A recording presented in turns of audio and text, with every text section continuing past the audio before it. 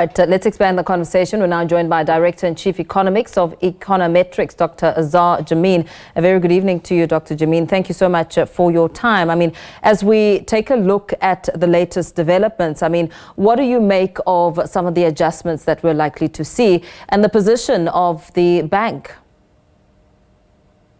There is, of course, still a lot of uncertainty as to exactly what tariffs are going to be imposed on South Africa and other African countries by the United States. Theoretically, there could be more clarity as from a week from today, because that will see the expiry of the 3-month postponement period during which the Trump administration pledged to hold off imposing the worst reciprocal tariffs. And the South African government has been in talks with the American counterparts to try and see whether there are ways of alleviating the prospect of a 31% tariff being imposed on South African exports to the United States that qualify for those tariffs.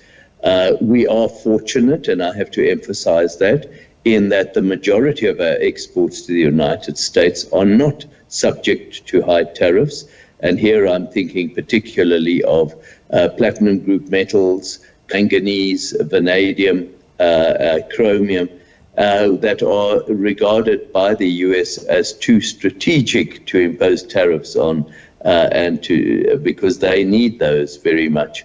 Where it really hits us is in respect of automotive products and in respect of some agricultural products which we do export abundantly to the US, such as citrus, such as wine, and also certain kinds of nuts, especially macadamia nuts. Yeah. So one shouldn't overstate the damage that can be caused to the South African economy by the imposition of much higher tariffs by the US, but there is still a lot of uncertainty. And the same applies to tariffs imposed on many other African countries, the worst, of course, being poor old Lesotho, the smallest of the countries, that is threatened with a 50% tariff increase on its textile exports to the US.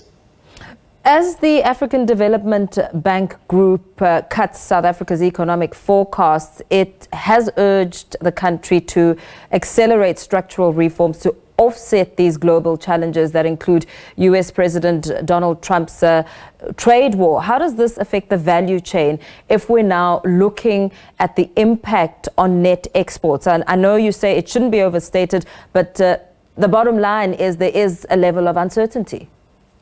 There is a level of uncertainty. What I mean by it shouldn't be exaggerated is that there are far deeper structural problems with the South African economy that are impairing growth even more than our ability to export to the United States.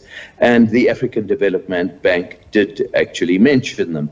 Energy security, logistical bottlenecks, the failure of our ports to process imports and exports properly, the decline in our rail network, the high crime rate, the inefficiency and incompetence of our municipal sectors, and the continuing decline in capital investment in the country that has seen investment in this country falling to its lowest levels in many decades, notwithstanding professed intention on the part of the government to encourage investment. It just hasn't transpired. That could be more negatively affected if, of course, the US imposes tariffs on some of those exports, but the damage is already done.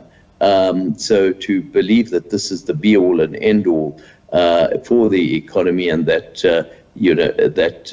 our economy will not be able to recover if the US imposes further import restrictions on South Africa, I think is overstated. There are far more important issues to deal with in order to get this economy going other than just worrying about agricultural exports and car exports. There are many other issues. The lack of education, the lack of small business activity, the spatial inequalities, which mean that so many of our workers have to work very far from where they live.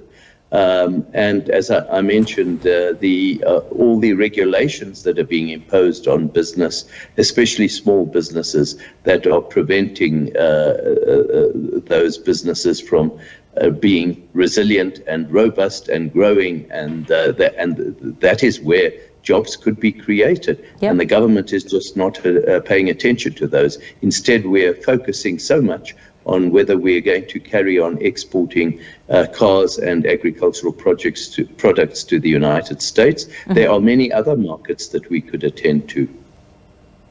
Very well. Thank you so much for speaking to us this evening.